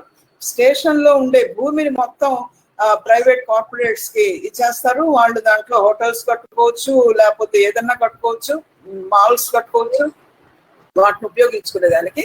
దీనివల్ల ఏంటవుతుందంటే సామాన్యులకి ఇప్పుడు పూణేలో ప్లాట్ఫామ్ టికెట్ 50 రూపాయలు ప్రైవేటైజేషన్ అయిన తర్వాత రేట్లు పెరుగుతాయి. రేట్లు ప్యాసింజర్ ఫేర్సే కాదు, గుడ్స్ ఫేర్స్ కూడా పెరుగుతాయి, అంటే ఫ్రైట్ ఛార్జెస్ కూడా పెరుగుతాయి. దాంతో మొత్తం అన్నిటి మీద కూడా దాని ఇంపాక్ట్ అనేది ఉంటుంది.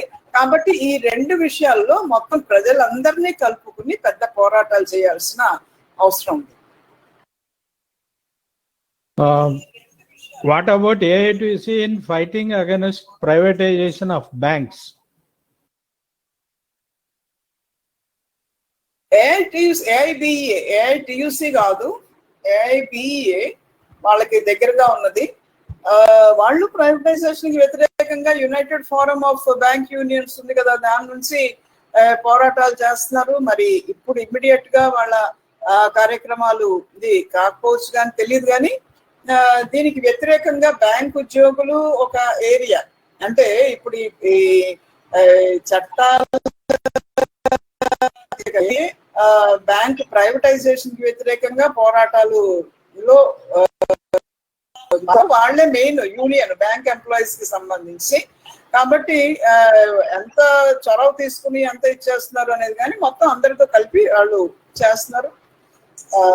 ఏఐటీయూసీ ప్రైవేటీకరణకు వ్యతిరేకంగా నిలబడింది.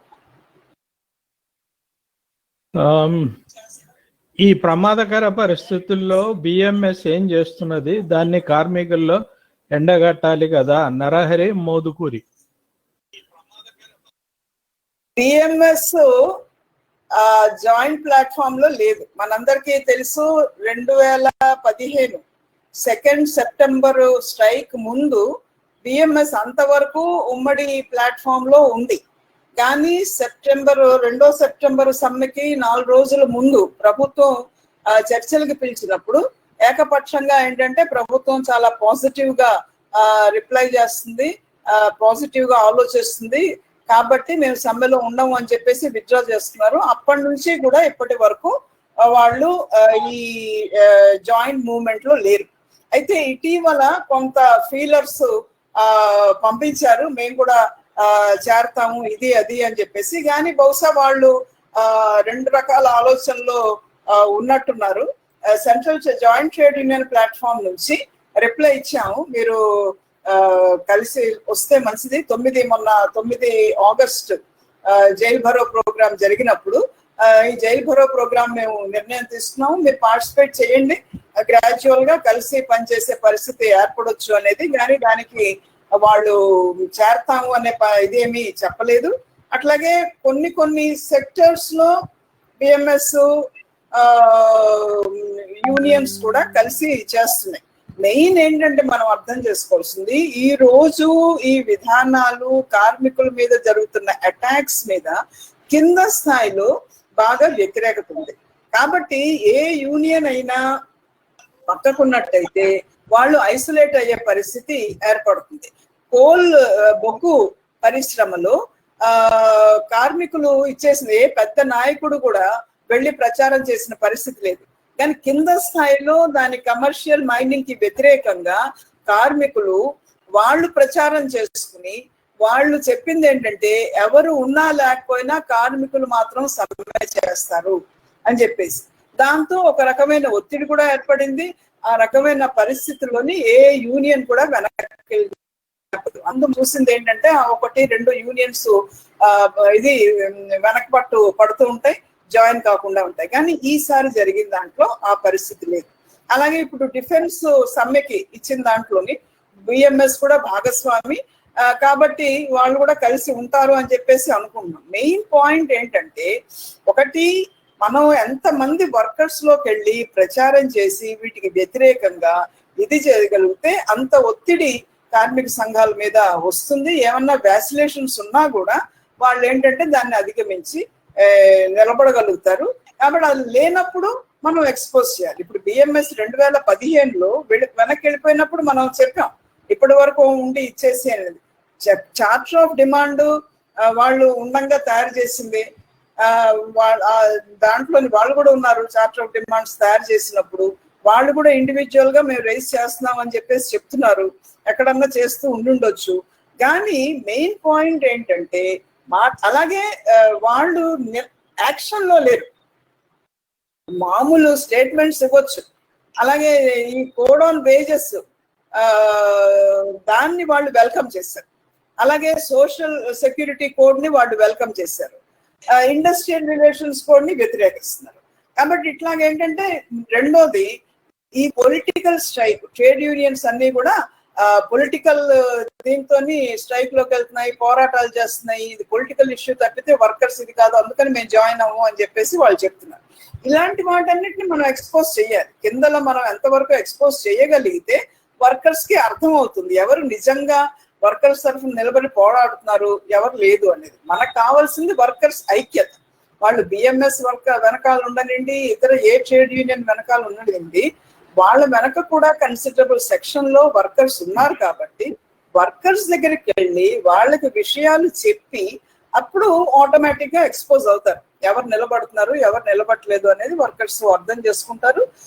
పాలసీస్ కి వ్యతిరేకంగా ఇండివిజువల్స్ కి వ్యతిరేకంగా కాదు, పాలసీస్ కి వ్యతిరేకంగా మనం వర్కర్స్ ని యునైట్ చేసి స్ట్రగుల్స్ లో తీసుకొచ్చేదానికి ప్రయత్నం చేయాలి. ఈపీఎస్ బొగ్గు గాని పెన్షనర్లకు పెన్షన్ పెంచడం కోసం ఏం చేస్తున్నారు? ఇది కోడిఫికేషన్ మీద లిమిట్ అయితే బెటర్ అనేది నా అభిప్రాయం. ఇప్పుడు అందరూ కలిసి పెన్షనర్స్ కి పెన్షన్ మీద మన డిమాండ్ ఉంది, పెన్షనర్స్ కి 6,000 రూపాయలు పెన్షన్ పెంచాలి అనేది. ఈ సమ్మెలన్నిట్లో కూడా అదొక డిమాండ్. క్యాంపెయిన్స్ అన్నిట్లో కూడా ఈపీఎస్ పెన్షనర్స్ 6,000 మినిమం పెన్షన్ ఉండాలి అనేది డిమాండ్ ఉంది. ఇది మనం అర్థం చేసుకోవాల్సింది, ఇందాక నేను చెప్పాను, ఇండివిజువల్ గా మనం ఇది సమస్యలు పరిష్కారం కావాలి అని అంటే ఈ టోటల్ ప్రాజెక్ట్ ని మనం అర్థం చేసుకుని మొత్తం విధానాలకి వ్యతిరేకంగా పోరాటాలని పెద్ద ఎత్తున చేసినప్పుడు మాత్రమే ఇవన్నీ కూడా ఏదన్నా రాగలుగుతుంది. ఇది లేకుండా ఒక్కొక్క ఇష్యూ మీద చేసే ఇది కాదు, అది చెయ్యాలి, కానీ టోటల్ ప్రాజెక్ట్ ని అర్థం చేసుకోవాలి. ప్రభుత్వం ఆర్డినెన్స్ జారీ చేస్తుంది వీటి అమలు కోసం. మరి మనం ఎలా పోరాడాలి? మనకు చాలా కోపం ఉన్నా మనకు ఏమిటి దారి? ఈ మనకి ఇండివిజువల్ గా కోపం ఉంటే ఉపయోగం ఏమి లేదు. ఇండివిజువల్ గా కోపం ఉండొచ్చు, ఆందోళన ఉండొచ్చు, కానీ మనం ఆ కోపాన్ని జనం కోపంగా మార్చగలుగుతున్నామా లేదా అనేది మనం చూసుకోవాలి. దానికోసం మనం ఏం చేస్తున్నాం అనేది జనం దగ్గరికి వెళ్ళి వాళ్ళకి డీటెయిల్స్. జనరల్ గా మనం అప్పుడప్పుడు చూసేది ఏంటంటే మన అప్రోచ్ లేదా మన ఉపన్యాసాలు అవన్నీ కూడా కేంద్రంలో మోదీని తిట్టడం, లేకపోతే కేసీఆర్ ని తిట్టడం, లేకపోతే చంద్రబాబు నాయుడిని, లేకపోతే జగన్మోహన్ రెడ్డిని, లేకపోతే మరొకరిని. అట్లా ఇండివిజువల్ గా నేను సవాల్ చేస్తున్నాను మీరేం చేస్తున్నారు అనేది కాకుండా జనం దగ్గరికి వెళ్ళి అసలు ఈ పాలసీస్ ఏంటి, సిఐటియుగా అనేక సంవత్సరాలుగా చెప్పేది ఏంటంటే ఇష్యూస్ ని పాలసీస్ తో లింకప్ చేయాలి, ఆ పాలసీస్ వెనుకున్న పాలిటిక్స్ ని ఎక్స్పోజ్ చేయాలి అని. అది మనం ఎంతవరకు చేయగలుగుతున్నాం? జనంలోకి రీచ్ ద అన్రీచ్డ్ అని మనం ఎంతమంది, మన మొబిలైజేషన్స్, మన కరపత్రాలు, మన క్యాంపెయిన్ మన మెంబర్స్ దగ్గరికి కూడా వెళ్ళట్ల. మనం వేసే కరపత్రాలు కనీసం మన మెంబర్స్ దగ్గరికి వెళ్తున్నాయా? మనం ఎంతమంది దగ్గరికి వెళ్ళి ఎక్స్ప్లెయిన్ చేయగలుగుతున్నాము ఈ విషయాలు అనేది? మన కోపాన్ని జనం కోపంగా మార్చినప్పుడు ఇది పోరాటంలోకి జనం వస్తారు. మండే శ్రీనివాస్ అండి, సింగరేణి కోల్ ఇండియా ప్రైవేటీకరణ చేద్దామని చూస్తున్నారు. సిఐటియు ఏ రకమైన పోరాట కార్యక్రమాలు తీసుకుంటున్నది? మరి కోల్ వర్కరో కాదో నాకు తెలియదు కదండి. నేను ఇందాక చెప్పాను, నేను కోల్ మైన్స్ లో కమర్షియల్ మైనింగ్ కి వ్యతిరేకంగా సిఐటియు ముందు పెట్టిన ఉండే ఇటీవలనే జూలై 2, 3, 4 3వ తేదీన ట్రేడ్ యూనియన్స్ అన్ని కలిపి ప్రొటెస్ట్ పిలిపించాయి. దానికి ఒక రోజు ముందు ఒక రోజు తర్వాత వరుసనే 3 రోజులు సింగరేణితో సహా కార్మిక సంఘాలన్నీ కలిసి అది వరకు ఎన్నడూ లేనంతగా బ్రహ్మాండమైన సమ్మె చేశాయి. అందులో సిఐటియు ముందు పీఠిన ఉంది. అందరినీ కలుపుకొని వెళ్ళడంలో గాని పోరాటంలో నిలబెట్టడంలో గాని సిఐటియు ముందు పీఠిన ఉంది. అంతకు ముందు కూడా ఈ ప్రైవేటీకరణకి వ్యతిరేకంగా సిఐటియు పోరాటం చేస్తుంది. ఎస్ అవినాష్ అండి, Avinash, some old companies were sold due to losses, but nowadays government companies are not in loss, but they are selling. Why? ఇప్పుడు ప్రభుత్వ రంగ సంస్థలు లాస్ అది వరకు నష్టాల్లో ఉన్నాయి కాబట్టి ప్రజల డబ్బుని వీటి మీద పెట్టాల్సి వస్తుంది కాబట్టి ఇవన్నీ తెల్ల ఏనుగుల్లా ఉన్నాయి కాబట్టి అమ్ముతున్నాం అనేది సాఫ్గా చెప్పేవాళ్ళు. అసలు నష్టాలు రావటానికి కారణం ఏంటి అనేది అది ప్రభుత్వ మేనేజ్మెంటు, ప్రభుత్వమే వాటిని డబ్బులు విపరీతంగా అంటే డివిడెండ్స్, ఎక్స్ట్రా డివిడెండ్స్ రూపంలో కానీ లేకపోతే వాళ్ళ ప్రభుత్వ ఖర్చుల్ని భరించడానికి కోసం కానీ వాళ్ళని పిండే పద్ధతుల్లో ఇచ్చేసి వాళ్ళ నష్టాల్లోకి తోసిన పరిస్థితి ఉంది. ఎయిర్ ఇండియా ఒక ఎగ్జాంపుల్. ప్రభుత్వ పొరపాటు విధానాల వల్ల ఎయిర్ ఇండియా నష్టంలోకి వెళ్ళింది. కాబట్టి కావాలని నష్టంలోకి తీసుకెళ్ళడం, ఎందుకనంటే తమ అనుచరులకి లేకపోతే పెద్ద పెద్ద కోటి కార్పొరేట్స్ కి వాటిని అప్పచెప్పడం కోసం అనేది. ఇప్పుడు ఆ పరిస్థితి కూడా లేదు, ఎందుకంటే మనం ఓట్లేసి గెలిపిస్తున్నాం కదా, సాకులు చెప్పాల్సిన అవసరం ఏం లేదు. బీజేపీ మొదటిసారి అధికారంలోకి వచ్చింది, కాంగ్రెస్ అదే విధానాలను అవలంబించింది. కాంగ్రెస్ లో ఉన్న ఆ రోజు ప్రభుత్వంలో ఉన్న ఏంటది కరప్షన్ లేకపోతే ఇన్ఎఫిషియన్సీ ఇట్లాంటి వాటిని ఉపయోగించుకుని బీజేపీ, అసంతృప్తిని ఉపయోగించుకుని బీజేపీ అధికారంలోకి వచ్చింది. కాంగ్రెస్ విధానాలకి బీజేపీ విధానాలకి తేడా ఏం లేదు అని చెప్పేసి మనం చెప్పాం. అయినా రెండోసారి మళ్ళీ బీజేపీనే గెలిపించాం. మరి ఇంత గెలిపించి చేసిన తర్వాత సాకులు చెప్పాల్సిన అవసరం ఏమీ లేదు అనేది ప్రభుత్వం ఫీల్ అవుతుంది. అదివరకైతే నష్టాలు అని సాకులు చెప్పేవాళ్ళు, ఇప్పుడు నష్టంతో సంబంధం లేదు, లాభాలు వచ్చినా ఏ వచ్చినా కూడా మేము అమ్మి పారేస్తామని డిక్లేర్ చేస్తున్నారు. మొత్తం లిస్టులు తయారు చేశారు, వాటిని నమ్మడానికి చర్యలు చేపడుతున్నారు. BN Sudarshan, except the left parties, all the political parties are in favor of codification of labor laws. Does CATU expose this on giant platforms of trade unions? Trade union joint platform లో expose చేయడాని వల్ల అది unity పెరుగుతుందా తగ్గుతుందా దేనికోసం అనేది, కాబట్టి అది వేరే పొలిటికల్ ప్లాట్ఫామ్ మీద ఎక్స్పెక్ట్ చేయొచ్చు, ఎక్స్పోజ్ చెయ్యాలి కూడా. ఇప్పుడు అన్ని పార్టీలది ఒకే విధానం అని చెప్పేసి మనం చెప్తున్నాం, అందులో ఇదేమీ లేదు, ఒక లెఫ్ట్ తప్ప. ఇందాక నేను చెప్పినట్టు కేరళ ఉండే ఎల్డిఎఫ్ ప్రభుత్వం తప్ప మిగిలిన ప్రభుత్వాలన్నిటికీ తేడా ఏం లేదు, అన్ని బూర్జువా పార్టీలు, వాటికి పెట్టుబడిదారులకు అనుకూలమైన పార్టీలు. కాబట్టి వాళ్ళందరికీ దీంట్లో అపోజ్ చేసే ఇది లేదు. Code on wages bill parliament లో చర్చకు వచ్చినప్పుడు మనం దాని మీద కరీం గారు ఓటింగ్ పెట్టమని చెప్పేసి దానికి అమెండ్మెంట్స్ ఇచ్చి ఓటింగ్ పెట్టినప్పుడు కేవలం 8 మంది ఎంపీలు ఓట్ చేశారు. మరి కాంగ్రెస్ ఎవరు ఓట్ చేయలేదు, ఇతర పార్టీల వాళ్ళు ఎవరు ఓట్ చేయలేదు దానికోసం, దీనికి అనుగుణంగా. కాబట్టి కేవలం లెఫ్ట్ అలాగే జాయింట్ ప్లాట్ఫామ్ లో ఉన్న డిఎంకే ఎంపీ ఒక ఆయన ఉన్న డిఎంకే మెంబర్స్ అందరూ కూడా చేయలేదు. డిఎంకే జనరల్ సెక్రటరీ, డిఎంకే అంటే డిఎంకే తరఫున ఉన్న ఎల్పిఎఫ్ జనరల్ సెక్రటరీ, ఆయన ఓట్ చేశాడు. కాబట్టి ఇది మనం బయట ఎక్స్పోజ్ చేయాలి, వీటి పొలిటికల్ ప్లాట్ఫామ్ నుంచి ఎక్స్పోజ్ చేయాలి. అప్పుడు జనానికి అర్థం అవుతుంది లెఫ్ట్ కి మిగిలిన పార్టీస్ కి తేడా ఏంటి అని.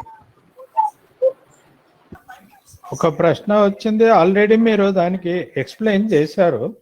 కార్మిక చట్టాలని 4 కోడ్లుగా మార్చడం వల్ల కార్మికుల మీద ఏ రకమైన ప్రభావాలు పడతాయి, కొంచెం వివరంగా చెప్పగలరు? మీరు ఆల్రెడీ చెప్పారు, ఇంకేదన్నా యాడ్ చేయాలనుకుంటే చేయండి. ఇంకేం లేదు, ఉన్న హక్కులు పోతాయి, కష్టపడి సాధించుకున్న హక్కులు పోతాయి. ముఖ్యంగా ఏంటంటే సంఘం పెట్టుకునేది కార్మికుల ఏకైక బలం, వాళ్ళ చేతిలోని ఆయుధం ఏంటంటే కార్మికుల ఐక్యత, పోరాటం. ఇప్పుడు ఐక్యతకి ప్రతీకంగా సంఘాలు, కార్మికుల యూనిటీ, యూనియన్స్ నుండి దానికి ప్లాట్ఫామ్స్. ఆ సంఘం పెట్టుకునే హక్కు, ఆ సంఘంలో ఏంటంటే ఈ హక్కులేవి కూడా, చట్టాలేవి కూడా ముందు నుంచి లేవు. కార్మికులు పోరాటాలు చేసే వాటిని సాధించుకున్నారు, పోరాటాలు చేసే వాటిని నిలబెట్టుకుంటారు. అందులో ఇదే ఈ చట్టాలు తీసేశారు కాబట్టి మేమేం చెయ్యం అనేది, మనం కూర్చుంటే కార్మికులు కూర్చోరు. కాబట్టి మనం దీంతో కార్మికుల దగ్గరికి వెళ్ళి వాళ్ళని మరింత సరియైన దోవలోకి తీసుకెళ్తే వాళ్ళు పాలసీస్ ని, పాలిటిక్స్ ని అర్థం చేసుకుని, ఇలా చెప్పినట్టుగా లెఫ్ట్ కి ఇతర పార్టీస్ కి తేడా ఏంటి అనేది అర్థం చేసుకుని సరే దీంట్లోకి వెళ్తారు. అలా కానట్టయితే వాళ్ళు రకరకాల దీంట్లోని కొట్టుకుపోతారు. దాన్ని యూటిలైజ్ చేసుకుని ఈ రైటిస్ట్ ఫోర్సెస్ ఇవన్నీ కూడా ఈ డిస్సాటిస్ఫాక్షన్ యూటిలైజ్ చేసుకుని వాళ్ళు బలపడేదానికి అవకాశం ఉంటుంది. ఒకళ్ళ మీద ఒకళ్ళు మేము ఉద్యోగాలు ఎందుకు రావట్లేదు అని అంటే హిందువులకి ముస్లిమ్స్ వ్యతిరేకం, లేకపోతే ఎస్సీ ఎస్టీలకి ఇంకోళ్ళు బీసీలు వ్యతిరేకం, ఇంకోళ్ళు అప్పర్ కాస్ట్ వ్యతిరేకం, ఇలాగా కులాలు మతాలు రకరకాల వాటితోని డివైడ్ చేసి డైవర్ట్ చేసి అసలు స్ట్రగుల్ ని నిర్వీర్యం చేయడానికి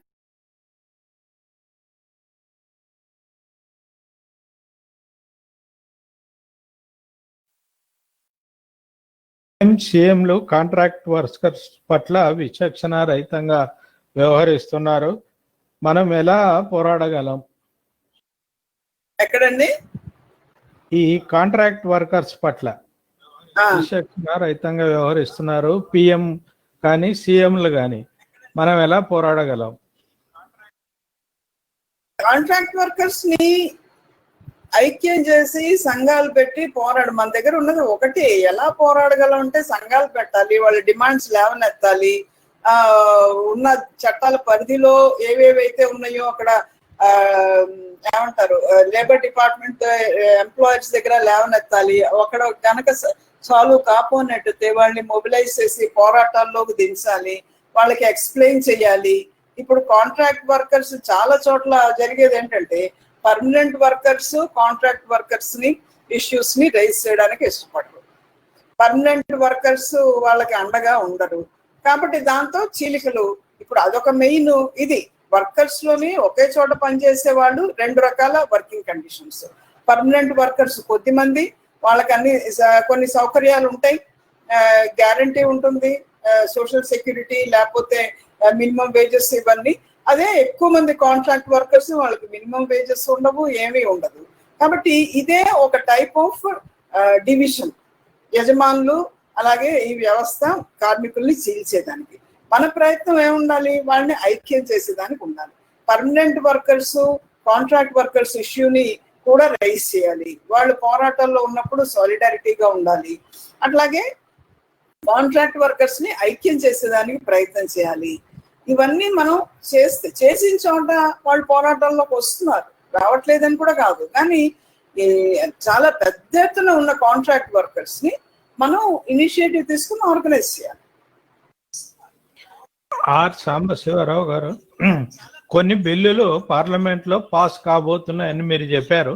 బీజేపీ ప్రభుత్వం అంత తేలిక సహకరిస్తుంది అంటారా? వాళ్ళ ప్రభుత్వాలు కార్మిక చట్టాల రద్దుకు అంగీకరించడమే కాకుండా యూపీ ఎంపీ రాష్ట్ర ప్రభుత్వాలు రద్దు చేశాయి కూడా. ఇదండి ప్రశ్న. అర్థం కాదు, దేనికి అంగీకరించదు అంటే ఇక్కడ స్పష్టత లేదు. కార్మికుల డిమాండ్లను అంగీకరిస్తాయా అనేటువంటిది ప్రశ్న అండి. ఎంత తేలిక అంగీకరించట్లేదు కదా, అంగీకరించరు. ఇప్పుడు ఫైట్ ఏంటి? పాలక వర్గాలు కార్మిక వర్గం, ఇది స్ట్రగుల్. ఇవాళ పాలక వర్గాలు పెట్టుబడిదారులు వాళ్ళకి అనుకూలంగా రాదా వాళ్ళ తరఫున పనిచేస్తున్న బీజేపీ ప్రభుత్వం పెట్టుబడిదారీ వ్యవస్థని కాపాడుకోవడం కోసం కార్మిక హక్కులు కాలరాయడానికి ప్రయత్నం చేస్తుంది. వాళ్ళకి సంఘాలు పెట్టుకునే హక్కు లేకుండా ఉన్న అధికారాలను కూడా తీసేయడానికి ప్రయత్నం చేస్తుంది. ఇప్పుడు మనం చేయాల్సింది ఏంటి? పోరాటమే. పోరాటం కాకుండా గట్టిగా పోరాడితే చేయలేదా అని అంటే ఇప్పుడు మనం చూస్తున్న ఇందాక నేను చెప్పినట్టుగా బీజేపీ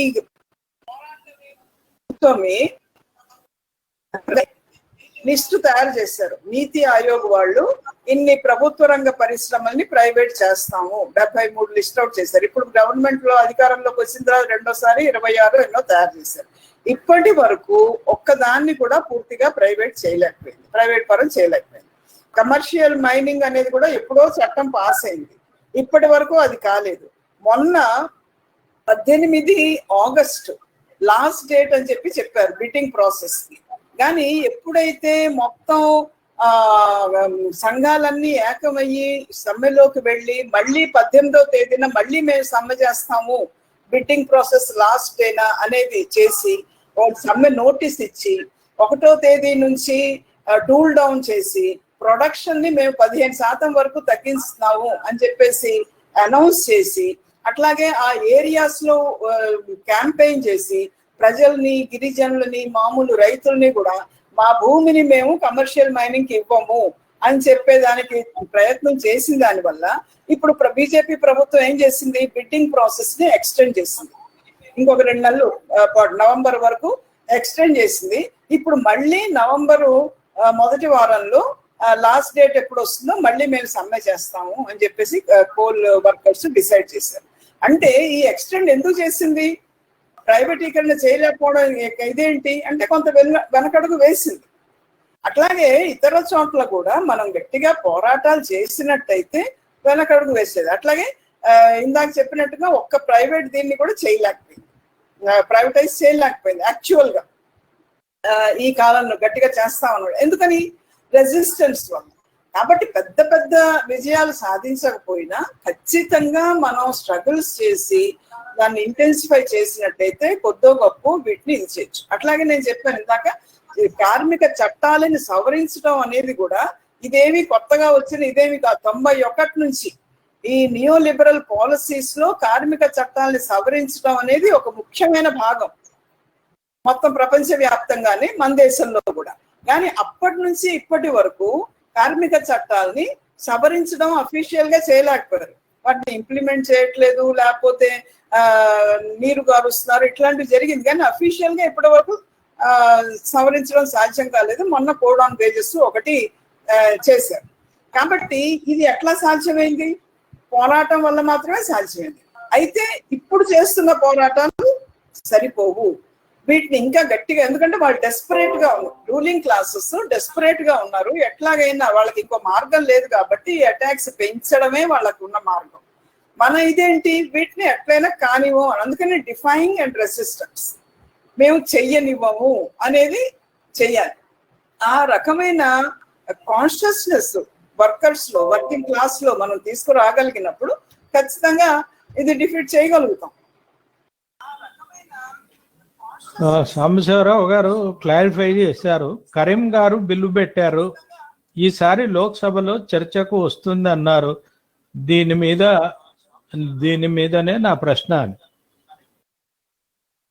కరీం గారు ఏం బిల్లు పెట్టారు అంటే అన్అఫీషియల్ బిల్ ఏమన్నా పెట్టారండి? నాన్ అఫీషియల్ బిల్లు లేదు.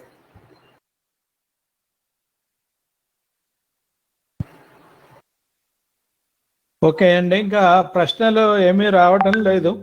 చాలా మంది నినాదాలు పెట్టారు, ప్రోగ్రామ్ చాలా వివరాలు చెప్పారు అని పెట్టారు. సో ఇటువంటివన్నీ ఉన్నాయండి.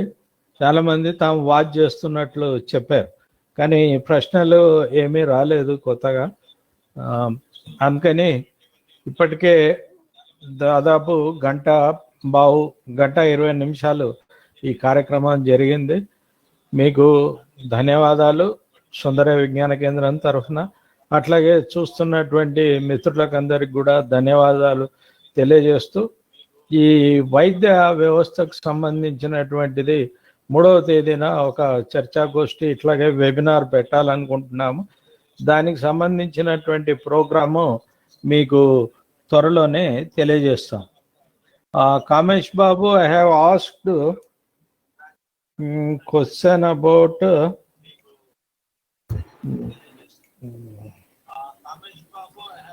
ఓకే, ఒక క్వశ్చన్ అండి నరహరి గారు. తిరువనంతపురం విమానాశ్రయాన్ని అదానికి ఇవ్వడం ప్రజా వ్యతిరేకం, ఫలితం ఏమిటి? ఆ ఇష్యూ మీద ఫైట్ చేస్తాను కదా. అక్కడ ఎల్డిఎఫ్ గవర్నమెంట్ దానికి వ్యతిరేకంగా ఇచ్చేస్తుంది, మేమే రన్ చేస్తాము అని చెప్పేసి చెప్పారు. అవన్నీ మేము తీసుకొని ఇచ్చేస్తామని చెప్పారు దానికి వ్యతిరేకంగా. అదేం ఫలితం ఏమవుతుందో చూడాలి అల్టిమేట్ గా. ఓకే, కామేష్ బాబు గారు ఒక ప్రశ్న అండి. What about HMS? అది పోరాటాల్లో ఉందా? దాని స్టాండ్ ఏమిటి అనేది? రైల్వే ప్రైవేటైజేషన్ మీద దాని రోల్ ఏమిటి? హెచ్ఎంఎస్ రోల్ ఏమిటి? HMS joint trade union platform లో రైల్వే ప్రైవేటీకరణ, మొత్తం అన్ని ప్రైవేటీకరణకి వ్యతిరేకంగా హెచ్ఎంఎస్ నాయకులు మాట్లాడుతున్నారు. అయితే హెచ్ఎంఎస్ కి అనుబంధంగా ఈ రోజు రైల్వేలో ఉన్న 2 మేజర్ యూనియన్స్ లో ఒకటి హెచ్ఎంఎస్ అనుబంధమైన ఆల్ ఇండియా రైల్వేమెన్స్ ఫెడరేషన్, రెండోది ఐఎన్టీయూసీకి అనుబంధంగా ఉన్న national federation of Indian railwaymen NFIR. ఈ 2 కూడా ఇప్పటి వరకు వీళ్ళని ఇన్వాల్వ్ చేస్తూ ఒక గట్టి పిలుపునేవి ఇవ్వలేదు ఈ ప్రైవేటీకరణకి వ్యతిరేకంగా. అయితే ఈ రోజు అవి 2 మేజర్ రికగ్నైజ్డ్ యూనియన్స్. హెచ్ఎంఎస్ గా వాళ్ళు వ్యతిరేకిస్తున్నారు, హెచ్ఎంఎస్ అనుబంధంగా ఉన్న యూనియన్ పోరాటానికి సిద్ధంగా లేదు. ఈ రెండు యూనియన్స్ ఐఎన్టీయూసీకి అనుబంధంగా ఉన్నది కానీ హెచ్ఎంఎస్ కి అనుబంధంగా ఉన్నది కానీ. కాబట్టి ఈ దీంట్లోని రైల్వే ఉద్యోగుల్లో ఆందోళన ఉంది కానీ చాలా మందికి వాటి వివరాలు కూడా తెలియవు. ఈ దీంట్లోని ఎట్లా చెయ్యాలి అనేది ప్రయత్నం చేస్తున్నాం. వాళ్ళని పిలిచి జాయింట్ ట్రేడ్ యూనియన్ మూవ్మెంట్ దీంట్లోని ప్లాట్ఫామ్ లో మాట్లాడుతున్నారు కానీ అది అంత తేలికైన ఇది కాదు. అందుకే ఇందాక నేను చెప్పినట్టు రైల్వే ప్రైవేటీకరణకి వ్యతిరేకంగా కింద స్థాయి నుంచి ఒక పెద్ద మూవ్మెంట్ బిల్డప్ చేస్తే సిఐటియు పిలిపించింది 16-17 తేదీల్లో. సిఐటియుకి రైల్వే మొత్తం ఉద్యమంలో అంత ప్రెజెన్స్ లేదు. కొన్ని యూనియన్స్ ఉన్నాయి, డిఆర్ఈయు ఉంది, అట్లాగే ప్రొడక్షన్ యూనిట్స్ లో కొన్ని చోట్ల మనం ఉన్నాము. కానీ మొత్తంగా చూసుకున్నట్టయితే మనం దాదాపు ఏమీ లేనట్టు చాలా బలహీనం. అయినప్పటికీ సిఐటియు ఏంటంటే పిలిపించింది 16-17 జూలైలో. దానికి మంచి స్పందన అనేది వచ్చింది. అలాగా ఆ రకంగా ఇంకా పెద్ద ఎత్తున ఇది చేసినట్టయితే వేరే ప్రయత్నాలు కూడా రేపు జాయింట్ ట్రేడ్ యూనియన్ ప్లాట్ఫామ్ లో చెప్తున్నాం. అందరికీ కలిసి ఎలాగైతే ఈ కోల్ దీనికి మద్దతుగా చేయాలని అనుకున్నాము, రైల్వే ప్రైవేటైజేషన్ కి వ్యతిరేకంగా అన్ని ట్రేడ్ యూనియన్స్ కలిపి పిలిపించి డెమాన్స్ట్రేషన్స్, ప్రొటెస్ట్ యాక్షన్స్ చెయ్యాలి అని చెప్పేసి అది అంగీకరిస్తారా అంగీకరించడా ఏంటవుతుందనే చూడాలి. రేపు 31వ తేదీన జాయింట్ ట్రేడ్ యూనియన్ మీటింగ్ ఉంది, అందులో ప్రవేశపెట్టాలని చెప్పేసి అనుకుంటున్నాము. కాబట్టి హెచ్ఎంఎస్ దాన్ని వ్యతిరేకించదు. మెయిన్ పాయింట్ ఏంటంటే హెచ్ఎంఎస్ కు అనుబంధంగా ఉన్న యూనియన్ కానీ ఐఎన్టీయూసీకి అనుబంధంగా ఉన్న యూనియన్స్ కానీ దీంట్లోకి వచ్చే పరిస్థితి ఈ రోజు అంత చురుగ్గా లేదు. ఆ పరిస్థితి కల్పించాలి అని అంటే కింద నుంచి ఒత్తిడి తీసుకురావాలి. ఓకేనండి, ఇంకా ప్రశ్నలు ఏమీ రాలేదు కొత్తగా, అందుకని మీకు ఈ ప్రోగ్రాంలో పాల్గొని ఓపికగా విషయాలు చెప్పి తర్వాత ప్రశ్నలకు కూడా సమాధానం చెప్పినందుకు మీకు ధన్యవాదాలు. అదేవిధంగా ఈ ప్రోగ్రాంలో పాల్గొన్నటువంటి చూస్తున్నటువంటి మిత్రులకు అందరికి కూడా ధన్యవాదాలు తెలియజేస్తూ ఇంతటితో ఈ వెబినార్ను ముగిస్తున్నాను. థ్యాంక్స్ అండి, ధన్యవాదాలు. Thank you.